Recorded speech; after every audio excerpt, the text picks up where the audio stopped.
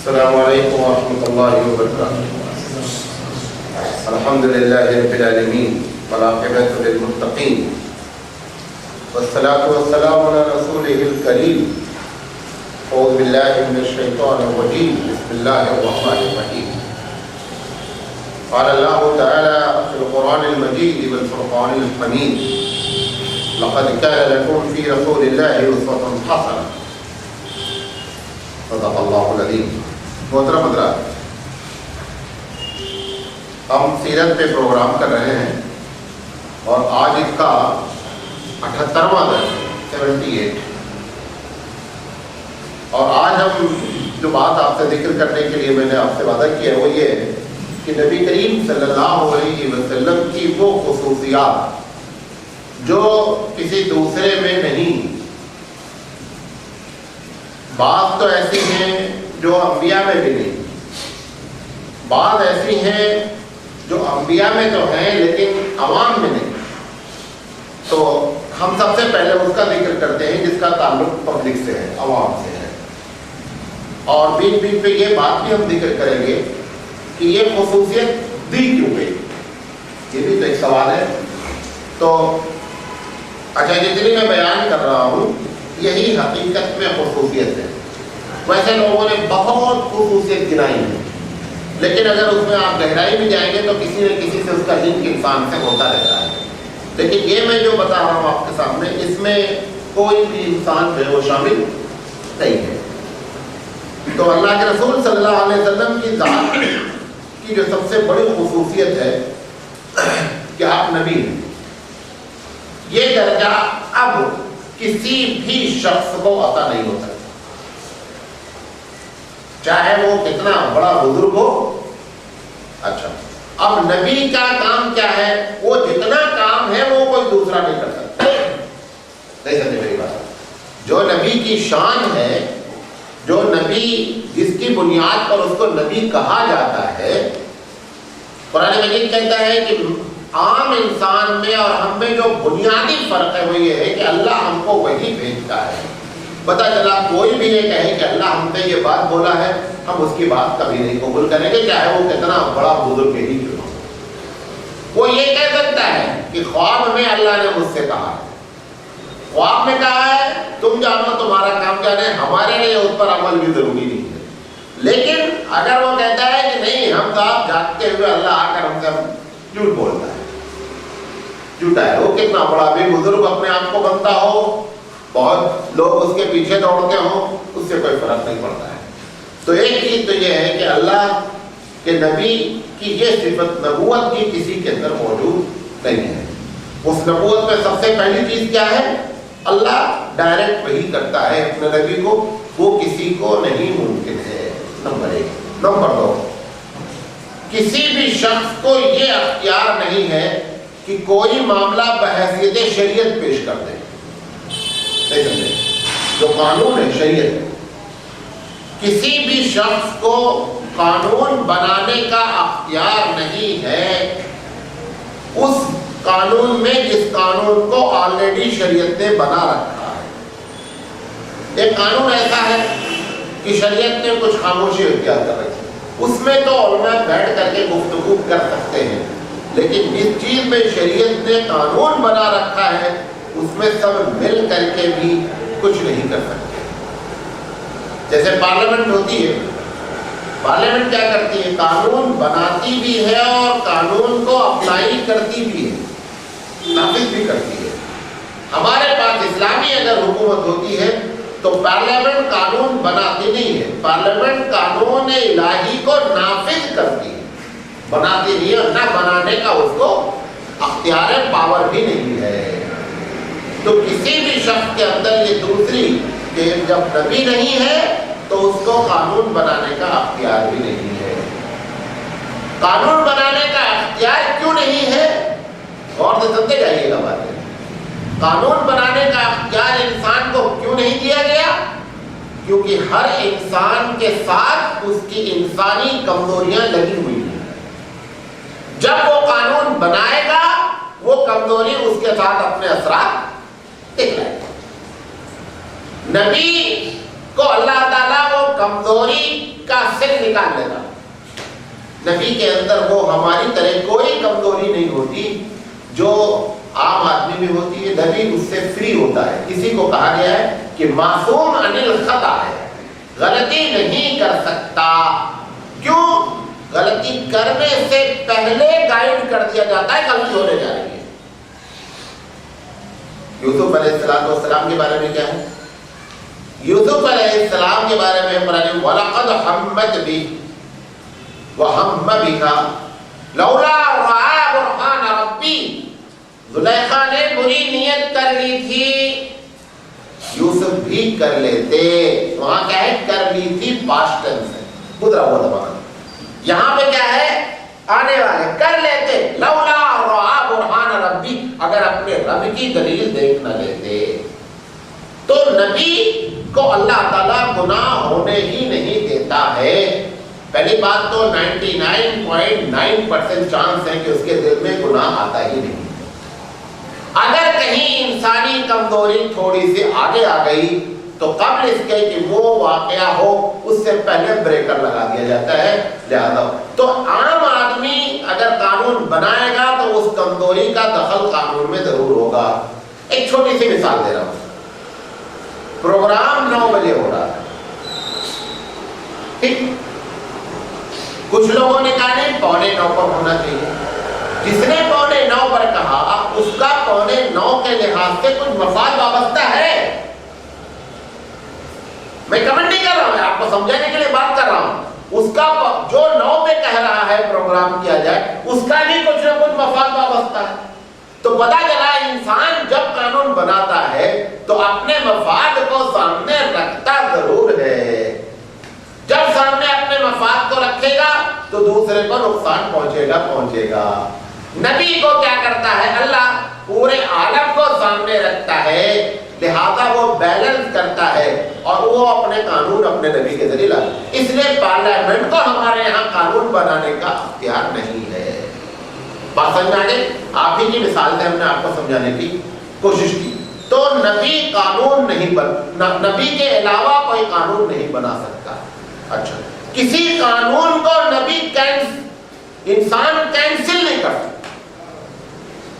کہ کوئی بھی قانون بن گیا اس کو کینسل نہیں کر سکتا. ایک مثال دے رہا ہوں. مشہور ہے کہ حضرت عمر رضی اللہ تعالیٰ عنہ کے زمانے میں 3 طلاق, حضرت عمر, بخاری کی روایت ہے کہ طلاقیں ہوتی تھیں حضور کے زمانے میں بھی, ابو بکر کے زمانے میں بھی, اور حضرت عمر کے زمانے میں. 3 طلاق جب کوئی دیتا تھا تو ایک ہی مانی جاتی تھی. حضرت عمر نے کہا کہ نہیں صاحب, آج سے 3 کتنی مانی جائے گی؟ 3 مانی جائے گی. اب سوال ایک بہت بڑا ایک کوسچن اٹھ گیا کہ حضور کے زمانے میں 3 کو 1 کہا گیا, ابو بکر کے زمانے میں 3 کو 1 کہا گیا. کیا عمر کو یہ پاور ہے کہ حلال کو حرام کر دے؟ نہیں ہے. لہذا اس حدیث کو سمجھنے کی ضرورت ہے. کیا پرابلم اس میں آئی ہے؟ بات سمجھے میری؟ اسی بنیاد پر ایک طبقے نے یہ فتویٰ دے دیا کہ نہیں صاحب 3 طلاق دیں گے تو 1 واقع ہوگی. اگر یہ بات مانی جائے گی تو یہ ماننا پڑے گا کہ نبی کے علاوہ بھی کسی آدمی کو یہ پاور ہے کہ حرام کو کیا کر دے؟ حلال کر دے, اور حلال کو کیا کر دے؟ حرام کر دے. جبکہ یہ شریعت کا اصول ہے کہ کسی بھی شخص کو یہ پاور نہیں ہے کہ حرام کو حلال یا حلال کو حرام کرے. بات سمجھے میری؟ میں جو کہنا چاہ رہا ہوں, جیسے تراویح کا معاملہ ہے, لوگ کہتے ہیں کہ حضرت عمر نے رضی اللہ تعالیٰ عنہ نے 20 رکعت تراویح اپنے زمانے سے شروع کی. یہ بھی ایک سوال کا نشان ہے. حضرت عمر کون ہوتے ہیں شریعت میں 8 رکعت کو 20 رکعت کرنے والے؟ اس کو بھی سمجھنے کی ضرورت ہے. اگر 8 رکعت کی بات کہیں آئی بھی ہے تو یہ پھر دوسرا اصول ہم کو بنانا پڑے گا کہ صحابہ کو بھی یہ اختیار ہے کہ چاہیں تو معاملے کو اوپر نیچے کر لیں. جبکہ ہمارے یہاں یہ اصول ہے کہ یہ نبی کی خصوصیت ہے, کسی بھی بندے کے اندر یہ خصوصیت پائی نہیں جاتی. حضرت عمر کو یہ پاور ہی نہیں ہے کہ وہ 8 رکعت کو اٹھا کر کے ڈائریکٹ اس میں ڈال دیں. اگر 20 کی بات ہو رہی ہے اور سارے صحابہ خاموش ہیں تو اس حدیث کو سمجھنے کی ضرورت ہے. یہی وجہ ہوئی کہ ائمہ اربعہ میں سے چاروں پہلے مسئلے میں بھی اس بات کے قائل ہیں کہ صاحب 3 ہوگی. یہ تراویح کے معاملے میں 4 ائمہ ہیں, 20 سے کم کا کوئی قائل نہیں, زیادہ کا بھلے قائل. وجہ یہی ہے کہ اگر یہ مانا جائے گا تو یہ اصول بھی بنانا پڑے گا کہ نبی کے علاوہ بھی دوسرے آدمی کو قانون میں کینسل کرنے کی, قانون میں ایڈ کرنے کی, دونوں ورڈز غور سے سنیں, کینسل کرنے کی اور ایڈ کرنے کی گویا کی اتھارٹی انسانوں کو دی جا رہی, جبکہ ہم اس کے قائل نہیں ہیں. بات سمجھ آ رہی؟ یہ نبی کی جو ہے, نبی کی بنیادی خصوصیت ہوتی ہے. قرآن مجید اس کو کہتا ہے وَمَا يَنْطِقُ عَنِ الْهَوَىٰ إِنْ هُوَ إِلَّا وَحْيٌ يُوحَىٰ. یہ نبی جب بولتے ہیں کس معاملے میں؟ شرعی معاملے میں. اس کو بھی نوٹ رکھیے گا. شرعی معاملے میں جب بولتے ہیں تو غلطی کے کوئی چانس نہیں, ناممکنات. اپنے طور پر کوئی آئیڈیا دے رہے ہیں, اس میں ہو سکتا ہے اوپر نیچے ہو رہا ہے, لیکن اگر وہ بحیثیت رسول گفتگو فرما رہے ہیں تو پھر غلطی کے کوئی چانس نہیں. یہ سب سے پہلی خصوصیت ہے جو نبی میں موجود ہوتی ہے, اللہ کے رسول میں موجود ہے, کسی کے طرف موجود نہیں. مختصر مطالعہ. نمبر 1. نمبر 2, نکاح کے متعلق نبی کو چند چیزوں کا اختیار نکاح میں دیا گیا جو امت کو اختیار نہیں ہے. اس میں سے آپ ایک جانتے ہیں موٹا والا کہ 4 سے زیادہ کی ان کو اجازت ہے, بقیہ امت کو 4 سے زیادہ کی اجازت نہیں ہے. حالانکہ اور بھی معاملے نکاح میں جو نبی کے لیے خاص ہے, دوسرے کے لیے نہیں ہے, وہ بھی آپ بتاتا ہوں آپ کو. اچھا, سب سے پہلی بات تو یہ سمجھ لیجیے, یہ نکاح کا جو معاملہ ہے, کسی بھی شریعت میں آج جو کتابیں ہمارے سامنے موجود ہیں, آسمانی یا پاکستان, موراکو اور ایران کو چھوڑ کر, یا عرب دنیا, کسی کی جو جمہوری اپنے آپ کو کہتے ہیں, کسی بھی جمہوری پارلیمنٹ میں یہ قانون نہیں ہے کہ دوسری بیوی لیگلائز ہے, قانونی ہے. ہر دوسری بیوی کیا ہے؟ غیر قانونی ہے. سارے یورپ کے سارے ملکوں میں گرل فرینڈ آپ 50 رکھیں کوئی مسئلہ نہیں ہے, لیکن آپ بیوی کی حیثیت سے رجسٹریشن نہیں کرا سکتے کہ she is my second wife, third wife, fourth wife. You can't do, یہ نہیں کر سکتے. اسلام ایک ایسا مذہب ہے جس نے 4 شادی کی اجازت دی, اور ایسا دیکھیں یہ بھی بات بتا دیں, آپ اس میں کبھی اپنے آپ کو نیچا نہیں سمجھے, یار یہ اسلام میں اجازت ہے. ہم فخر سے کہتے ہیں کہ اسلام نے اجازت دی ہے, اور ہمارے پاس اس کی لاجک ہے. سمجھا رہی بات؟ اس کی ہمارے پاس لاجک ہے.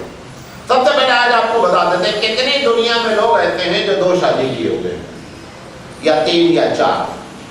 عرب دنیا کو اگر ہم نکال دیں تو یہ پرسنٹیج 2.6 ہے. کتنے ہیں؟ 2.6 ہے. اگر آپ کو میرے ڈاٹا پر یقین نہیں ہے تو آپ کو ایک تحقیق بتاتا ہوں, پروگرام ختم ہونے کے بعد اپنے خاندان کے بارے میں غور کرنا بیٹھ کے کہ کتنے لوگ ایسے ہیں جو 2 شادی کیے ہوئے ہیں. آپ کو ڈاٹا خود نکل آئے گا. تو یہ 2.6 پر اتنا بڑا ہنگامہ دنیا میں ہے کہ صاحب مسلمانوں میں دوسری شادی, وہ تو اس طرح کہتے ہیں کہ مسلمانوں میں دوسری شادی کرنا گویا کہ کمپلسری ہے. وہ ایسا پریشر ہمارے اوپر بنانے کی کوشش کرتے ہیں, حالانکہ دوسری شادی کی اجازت ہے, اور بہت معقول اجازت ہے. معقول اجازت, مثال کے طور پر ایک آدمی مالدار بھی ہے, کیریکٹر کا بھی اچھا آدمی ہے, اگر اس آدمی سے 2 عورتیں فائدہ اٹھائیں تو کیا بری بات ہے؟ بھئی ایک اچھا آدمی ہے, ایک باس ہے. آپ ایسا سمجھ لیجیے جیسے ایک باپ ہے, مالدار ہے, 5 لڑکے کے بجائے 6 لڑکے ہو جائیں گے, 6 لڑکے اچھی تعلیم حاصل کریں گے, 6 لڑکے اچھے باپ کی صحبت میں رہیں گے. اگر ایسے ہی کوئی شخص اچھا ہے اور اس کے ساتھ 2 عورتیں 3 عورتیں یا 4 عورتیں رہ کر کے اس ایک آدمی سے فائدہ اٹھائیں تو اسے برائی کیا ہے؟ کوئی برائی نہیں. پرابلم ہے کہاں یہ سمجھ لیجیے. یہ پرابلم ہے ہمارے ایشین کنٹریز میں، خاص کر اس علاقے کی. یہ سنگاپور سے لے کر کے Burma, Singapore, Rangoon, Sri Lanka, Thailand, India, Pakistan, Bangladesh, یہ سارے علاقوں میں دوسری شادی کی پرابلم ہے. ورنہ شریعت نے جو اجازت دی ہے اس کی بڑی معقول وجوہات ہیں. ہمارے یہاں جو پرابلم ہے اس کی وجہ 4 ہے. کتنی وجہ ہے؟ 4 وجہ ہیں. نمبر 1، ہمارے پاس اکنامیکل ہم کمزور ہیں اور شادی کے شوقین ہیں. سارا مسئلہ نمبر 1 پہ کھڑا ہے. عرب شادی کرتا ہے، دوسری بیوی بھی اتنی ہی دھوم سے آتی ہے جتنی پہلی آئی ہے. کوئی پرابلم نہیں. کیوں؟ پیسے کی ریل پیل ہے. ہمارے پاس سب سے پہلا مسئلہ کیا ہے؟ پیسہ نہیں. جب پیسہ نہیں ہوتا ہے تو ایک ہی میں پنگا ہوتا ہے. 2 ہو جائیں گے تو مزید پنگا ہو جائے گا. بھئی جتنے گھروں میں لڑائیاں ہیں، جتنے گھر میں لڑائی ہے، مسلم معاشرے کی بات کر رہا ہوں، ہندو غیر مسلم اس میں شامل ہیں، ہم اپنے معاشرے کی بات، اس کی 2 ہی وجہ ہے. کتنی وجہ ہیں؟ 2. 4 جوڑے یا تو ایک ساتھ رہ رہے ہیں. 4 جوڑے بتایا آپ کو ایک مرتبہ، ننند بھوجائی، دیورانی جٹھانی، ساس بہو، سوکن. یہ ایک وجہ. یہ چاروں جوڑوں میں سے کوئی رہ رہا ہے ایک ساتھ. اور یا دوسرا کیا ہے کہ اس کمانے والے کی آمدنی میں پرابلم، پیسے نہیں. یہی 2 وجہ ہے پورے معاشرے کی لڑائی. اگر یہ چاروں جوڑے کہیں رہ رہے ہیں اور لڑائی نہیں ہو رہی ہے، وہ اس محلے کی نہیں، اس شہر کی ولی ہے دونوں عورتیں. یہ بھی بتا دیں آپ کو. اگر رہ رہی ہیں اور لڑائی نہیں ہو رہی ہے، ولی ہیں، ان کو فروٹ معاملہ دیے جاتے ہیں. ولی ادھر ادھر تلاش کرنے کے بجائے ولی ایسے بھی ہوتے ہیں. یہ بغیر داڑھی کے ولی ہیں، سمجھے نہیں؟ یہ ولی ہے. تو یہ ہمارے معاشرے میں پہلی وجہ کیا ہے؟ ہم دوسری شادی کو برداشت نہیں کرتے ہیں، اکنامیکل پرابلم ہے. دوسری وجہ، عرب میں کیا کرتے ہیں؟ دوسری شادی کے لیے بھی منگنی کرتے ہیں، رشتہ بھیجتے ہیں، بھائی بہن دیکھنے جاتے ہیں، شادی ہوتی ہے. ہمارے یہاں 99.9% پتہ ہی نہیں چلتا کہ دوسری شادی کب ہوئی ہے، کیسے ہوئی ہے، بارات کون گیا ہے، نکاح کون پڑا ہے، اس کا پتہ ہی نہیں ہوتا ہے. لہذا معاشرہ اس کو قبول کرنے کے لیے تیار ہی نہیں ہے. یہ دوسری بنیاد. اگر یہاں بھی بات ہم نے شادی دیکھی ہے کہ باقاعدہ ہمارے گاؤں میں ایک شادی ہوئی ہے کہ باقاعدہ لیگلائز ہوئے پہ انہوں نے کہا بھائی دیکھو مجھے دوسری شادی کی ضرورت ہے. اچھا، جب ضرورت کی بات کرے گا تو وہ بولے گا بھائی لیگل وے میں بات کرو. یہاں ضرورت نہیں، یہاں تو عشق ہوا ہے لہذا شادی ہوئی ہے 90%. وہ کیسے بتاوے کہ یہ ہماری ضرورت ہے؟ وہ بتا ہی نہیں سکتا ہے. یہ بنیادی جو وجہ دوسری ہے کہ ہم دوسری شادی غیر قانونی وے میں کرتے ہیں. کبھی کہتے ہیں ہماری بھائی، ہمارے دوست کی بیوی ہے آ کر کے رہ رہی ہے، ایسے کرتے کرتے میرے پنگا ہو کر کے سارے پرابلم کریٹ ہو کر کے محمد جا کر کے یہ کہا ہوگا. یہ دوسری بنیادی وجہ ہے. تیسری وجہ ہے وہی جو محبت کی بنیاد پر شادی ہوتی ہے، ضرورت کی بنیاد پر شادی نہیں ہوتی ہے. چوتھی وجہ یہ ہے کہ دونوں کو ایک ساتھ رکھ دیا جاتا ہے. دونوں کو الگ الگ رکھیں، ایک گھر ادھر رکھیں، ایک گھر ادھر رکھیں. اللہ تعالیٰ نے جان بوجھ کر کے ان کے حقوق بیان ہی نہیں کیے. سوتیلے بھائی کا تو وراثت میں حصہ ہے اگر سگا بھائی موجود نہیں ہے. نہیں سمجھے؟ ہمارا انتقال ہو جائے، کوئی ہمارے سگے بھائی نہیں ہو، سوتیلے بھائی ہو، سوتیلے بھائی سگے بھائی کے قائم مقام آ کر کے حصہ لیں گے وراثت میں. سوتیلی ماں کبھی زندگی میں حصہ نہیں پا سکتی، اس کا حصہ بنتا ہی نہیں کبھی بھی. چلیے تو اس کو کوئی درجہ ہی دینے کے لیے تیار نہیں ہے. کیوں؟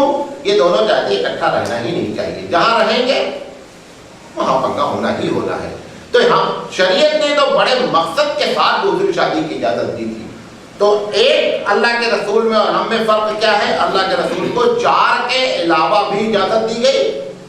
اب یہ ایک سوال ہے، وہ 4 کے علاوہ کیوں اجازت دی گئی؟ 2 جملے میں بات بیان کر دے رہا ہوں. اللہ کے رسول کی دوسری سے لے کر کے 9ویں شادی تک 51 کے بعد میں ہوئی ہے، یہ یاد رکھو سب سے پہلی بات، نہیں سمجھے؟ اللہ کے رسول کی دوسری شادی جب ہوئی ہے، تیسری دوسری سے لے کر کے آخر تک سب 51 سے لے کر 61 63 کے بیچ میں ہوئی ہے، 12 سال کے بیچ میں یہ شادیاں ساری کی ساری ہوئی ہیں۔ تو جو ضرورت آپ کہہ رہے ہیں وہ ضرورت کوئی ضرورت نہیں ہے، کیونکہ وہ بندہ 51 کراس کر رہا ہے۔ 50 اب کیا ہے؟ علامہ سید سلیمان ندوی رحمۃ اللہ علیہ لکھتے ہیں کہ حقیقت میں 2 وجہ ہے، سیاسی وجہ بنیادی ہے۔ آپ دیکھیں ابو سفیان کی بیٹی، بنی مصطلق کی بیٹی اور ایک اور قبیلے کا سر، یہ 3 تو سردار کی بیٹیوں کی شادی کی گئی ہے تاکہ یہ سردار سرنڈر ہو جائیں، داماد سے کوئی لڑے نہیں، اپنے آپ نفسیاتی طور پر کیا ہو جائے گا، معاملہ ختم ہو جائے گا۔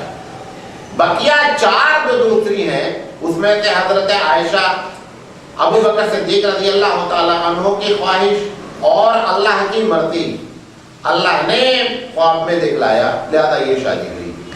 حضرت سودا سے شادی ہوئی نبی کے صلی اللہ علیہ وسلم کی، حضرت سودا خود بوڑھی تھی، تیسری شادی حضرت سودا سے ہوئی ہے۔ اس کے بعد پھر لگاتار سن 7 ہجری تک آخری شادی ہوئی ہے، سن 7 ہجری میں آخری شادی ہوئی ہے۔ سن 7 ہجری میں اسلام اسٹیبلش ہو گیا ایک دم، مطلب نبی کے صلی اللہ علیہ وسلم بحیثیت کے رولر، بحیثیت کے حاکم مدینہ ہو گئے۔ آپ کو اب بتا رہا ہوں یہ خوبی، اللہ کے رسول کو اس کے بعد شادی منع کر دیجئے کہ اب آپ شادی نہیں کریں گے، یہ شاید آپ کو نہیں معلوم تھا، یہ بھی ہے۔ سن 7 ہجری کے بعد اب منع کر دیا گیا کہ آپ شادی، کیوں؟ جو وجہ تھی شادی کرنے کی کہ اسلام کو ان قبائل کی ضرورت تھی، اب اسلام کو ان کی ضرورت، وہ ضرورت مند ہے ہمارے، ہم ان کے ضرورت مند نہیں رہ گئے، لہٰذا اللہ تعالیٰ نے کیا کر دیا کہ اب ان سے آپ کو شادی کرنے کی ضرورت نہیں، اور جتنی کر لی گئی تھی یہ بھی تھا کہ اب آپ ان کو طلاق بھی نہیں دے سکتے۔ یہ بھی بات آپ کو شاید نہیں معلوم رہی ہوگی کہ وہ سن 7 ہجری کے بعد سورہ احزاب میں اس کا بھی ذکر کر دیا گیا کہ اب آپ ان کو، آپ ان کے علاوہ کرنا چاہیں تو کر بھی نہیں سکتے اور ان کو چھوڑنا چاہیں تو چھوڑ بھی نہیں سکتے۔ تو یہ حقیقت میں وجہ تھی کہ جب سن 7 ہجری میں معاملہ بن گیا اور بننے کے بعد بات ایک حد تک پہنچ گئی تو جو ہے معاملہ اس پر آ کر کے ٹھہرا کہ اب آپ کو اجازت نہیں۔ یہ شادی سے متعلق نبی کریم صلی اللہ علیہ وسلم کی خوبیاں تھیں۔ تہجد کے بارے میں تیسری بات بتا رہا ہوں، تہجد کے بارے میں اکثر کی رائے یہ ہے کہ نبی کریم صلی اللہ علیہ وسلم پر تہجد جو ہے وہ فرض ہے، امت پر تہجد جو ہے فرض نہیں ہے۔ کچھ لوگوں کا کہنا ہے کہ شروع میں سب پر فرض تھی، اس کے بعد جب نماز 5 وقت کی فرض ہو گئی تو امت سے یہ فرضیت ختم کر دی گئی اور بقیہ لوگوں اللہ کے رسول صلی اللہ علیہ وسلم پر یہ فرضیت باقی رہی۔ تو یہ بھی ایک خوبی اللہ کے رسول کی ہے جو کسی دوسرے میں موجود نہیں ہے۔ یہ بات جو کہنے جا رہا ہوں یہ سید سلیمان ندوی رحمۃ اللہ علیہ کی اپنی تحقیق ہے۔ اللہ کے رسول صلی اللہ علیہ وسلم ایک مرتبہ ظہر کی نماز پڑھنے جا رہے تھے، 4 رکعت سنت یا 2 رکعت، اتنے میں ایک وقت آ گیا، آپ اس وقت سے بزی ہو گئے اور سنت چھوٹ گیا اور آپ نے فرض پڑھ لیا، ظہر کی فرض پڑھ لیا، سنت پڑھ لیا۔ اب عصر کا جب وقت آ گیا پھر ان سے مصروف ہو گئے، عصر کا وقت ہو گیا، عصر کی نماز پڑھ لی۔ اب آپ کو یاد آیا کہ آپ کی ظہر کی سنت کیا ہے، چھوٹی ہوئی ہے۔ آپ صلی اللہ علیہ وسلم نے عصر کی فرض نماز پڑھنے کے بعد سنت کی قضا کی، جبکہ امت کے لیے آپ نے کیا فرمایا کہ عصر کی نماز کے بعد کوئی نفل نماز نہیں ہے۔ اللہ کے رسول صلی اللہ علیہ وسلم نے یہ نفل نماز، یہ سنت جو قضا کی، اس کی قضا کی، جبکہ ہمارے نزدیک کیا ہے، سنت کی قضا ہمارے اوپر نہیں ہے۔ سید سلیمان ندوی رحمۃ اللہ علیہ کا کہنا یہ ہے کہ یہ آپ نے 2 جو سنت عصر کے بعد پڑھی وہ ہمیشہ پڑھتے رہے محض ایک مرتبہ کے چھوٹنے کی بنیاد پر۔ یہ ان کی اپنی تحقیق ہے کہ یہ ایسا نہیں ہوا کہ صرف ایک مرتبہ آپ نے پڑھا ہے، بلکہ آپ عصر کے بعد اس کو مستقل کیا ہے پڑھتے ہی رہتے تھے۔ اور جب حضرت ام سلمہ رضی اللہ تعالیٰ عنہ نے سوال کیا کہ آپ نے تو ہم کو منع فرمایا تھا اور آپ خود ایسا کرتے ہیں، تو نبی کریم صلی اللہ علیہ وسلم نے بیان فرمایا کہ یہ اصل وجہ تھی کہ مجھے چھوٹ گئی تھی، اور لہذا نبی جب کسی چیز کو ایک مرتبہ پکڑ لیتا ہے تو اس پر کیا کرتا ہے؟ دوام اختیار کرتا ہے۔ اچھا، اس کے بعد نبی کریم صلی اللہ علیہ وسلم کی ایک خوبی کہ آپ کو صوم وصال کی اجازت تھی۔ صوم وصال کسے کہتے ہیں؟ صوم وصال آدمی افطار نہیں کرے، روزے پہ روزہ رکھ لے، روزے پہ روزہ رکھتا جائے۔ بعض صحابہ نے آ کر کے اللہ کے رسول صلی اللہ علیہ وسلم سے اجازت چاہی کہ ہم بھی صوم وصال رکھنا چاہتے ہیں۔ نبی کریم صلی اللہ علیہ وسلم نے فرمایا کہ میرا رب مجھے کھلاتا اور پلاتا ہے۔ تمہیں معلوم ہے کہ صوم وصال کے سے میں نے منع کیا ہے، میں رکھتا ہوں، میرا رب مجھے کھلاتا اور پلاتا، اور تم ہماری حیثیت جو ہے وہ تمہاری طرح اس معاملے میں نہیں ہے۔ تو پتہ چلا کہ یہ خاص اللہ کے رسول صلی اللہ علیہ وسلم کے لیے ہے، امت کے لیے صوم وصال کی اجازت نہیں ہے۔ اس کے بعد ایک خوبی اور ذاتی طور پر ہے، وہ یہ ہے کہ اللہ کے رسول صلی اللہ علیہ وسلم پر جو ہے وہ صدقہ حرام تھا، گرچہ اس میں سارے سید شامل ہیں۔ اللہ کے رسول صلی اللہ علیہ وسلم کے خاندان کے سارے لوگ جو ہاشمی ہیں، سارے کے سارے اس میں شامل ہیں کہ ان کو جو ہے وہ صدقہ اور زکوٰۃ کیا ہے، دونوں حرام ہے۔ نبی کریم صلی اللہ علیہ وسلم اس کا اتنا اہتمام فرماتے تھے کہ کبھی گھر میں صدقے کی کھجور آ جاتی تھی یا زکوٰۃ کی کھجور آ جاتی تھی۔ چھوٹے بچے، ایک مرتبہ یا دو مرتبہ کا واقعہ ہے کہ حضرت حسن رضی اللہ تعالیٰ عنہ نے وہ کھجور اٹھائی اور اٹھا کر کے منہ میں ڈال دی۔ نبی کریم صلی اللہ علیہ وسلم نے جیسے ہی دیکھا کہ حسن نے کھجور ڈالی ہے، آپ نے اس کو الٹی کرانے کی کوشش کی، کر کے کہ حالانکہ بچے تھے چھوٹے، یہ نہیں کہا کہ چلو چھوٹا بچہ ہے چل جائے گا، نہیں، آپ نے جہاں آ کر کے اس کی کھجور کو کیا کر دیا، الٹوا دیا، اور آپ نے فرمایا کہ ہمارے خاندان پر جو ہے وہ صدقہ اور زکوٰۃ جو ہے وہ جائز نہیں۔ یہ سیدوں کے معاملے میں سمجھ لیں۔ اب اس میں ایک بڑی پرابلم کیا ہے، لوگ یہ پوچھتے ہیں مولانا پھر اگر ایک آدمی سید پریشان ہے تو اس کے لیے تو مصیبت آ گئی، اس کی مدد کہاں سے کی جائے؟ وہ جو زکوٰۃ سے ہم مدد کرتے ہیں وہ 2.5% سے کرتے ہیں نا، کہاں سے کرتے ہیں؟ 2.5%۔ 97.5 روپیہ کس کی جیب میں رکھا ہوا ہے؟ ہماری جیب میں رکھا ہے۔ یہ سید اگر پریشان ہے تو اس کا مطلب یہ آپ کے گھر کا ایک فرد کی طرح اس کی خدمت کرنی ہے۔ یہ جو ہم اپنے گھر کا خرچہ جیسے چلاتے ہیں وہ 97.5 روپے میں چلاتے ہیں نا، 97.5 میں ہم کو کیا کرنا ہے؟ اس سید خاندان کی بھی کفالت کرنی ہے۔ یہ مطلب نہیں ہے نبی کریم صلی اللہ علیہ وسلم کا کہ حقیقت میں سید کو پریشان کر کے چھوڑ دینا ہے کہ کوئی ان کی مدد ہی نہیں کرنا۔ اچھا، یہ ایسا کیا کیوں گیا ہے؟ اس کے پیچھے ایک بہت بڑی لاجک ہے۔ ابھی نبی کریم صلی اللہ علیہ وسلم نے زکوٰۃ کا اعلان شیڈول کے تحت نہیں کیا تھا کہ زکوٰۃ اتنی دی جائے گی، کہ یہودیوں نے یہ ایک افواہ پھیلانا شروع کیا کہ نبی کریم صلی اللہ علیہ وسلم جو یہ مشن لے کر کے چل رہے ہیں اس میں جو ہے نا وہ پیسہ کلیکشن کا سارا معاملہ ہے تاکہ زیادہ سے زیادہ پیسہ آ جائے۔ اب جب نبی کریم صلی اللہ علیہ وسلم نے زکوٰۃ کا اعلان کیا، انہوں نے آواز شروع کر دی، تو ہم تو پہلے سے کہہ رہے تھے کہ تھا معاملہ۔ ابھی ان کو یہ نہیں معلوم تھا کہ اللہ کے رسول نے یہ منع کر دیا ہے کہ ہمارے خاندان کو زکوٰۃ نہیں دے سکتے۔ اب انہوں نے جب آواز اٹھائی، لوگوں میں ہوتا نا رومر ڈالنے کے لیے افواہیں شروع کیا، تو اللہ کے رسول صلی اللہ علیہ وسلم نے کہا ان کو جو بتاؤ کہ ہمارے خاندان میں تو ویسے ہی زکوٰۃ اور صدقہ کیا ہے، حرام ہے۔